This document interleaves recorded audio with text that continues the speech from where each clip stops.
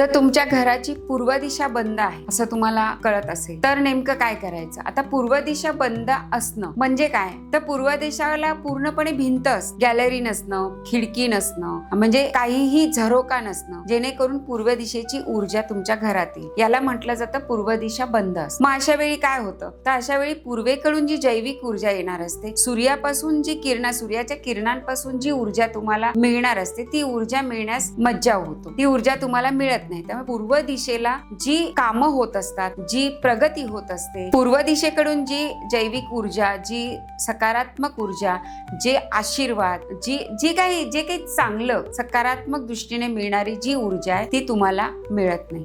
मग अशा वेळी काय करायचं? तर तुम्ही फ्लॅटमध्ये तर तिथे खिडकी करू शकत नाही, तुम्ही फ्लॅटमध्ये तिथे गॅलरी किंवा टेरेस करू शकत नाही. मग अशा वेळी एखादी उगवत्या सूर्याची प्रतिमा तुम्ही तिथे लावू शकता, किंवा सूर्याचं यंत्र येतं, हे यंत्र सुद्धा तुम्ही पूर्व भिंतीवर तुम्ही लावू शकता. किंवा कलर थेरपी मध्ये जर आपण गेलो तर पूर्व दिशेला जेव्हा सूर्य उगवतो तेव्हा त्या प्राचीची लालीचा जो कलर असतो, जो केशरी कलर असतो, ऑरेंज टाईपचा कलर असतो, तो कलर तुम्ही पूर्वेच्या भिंतीला लावू शकता.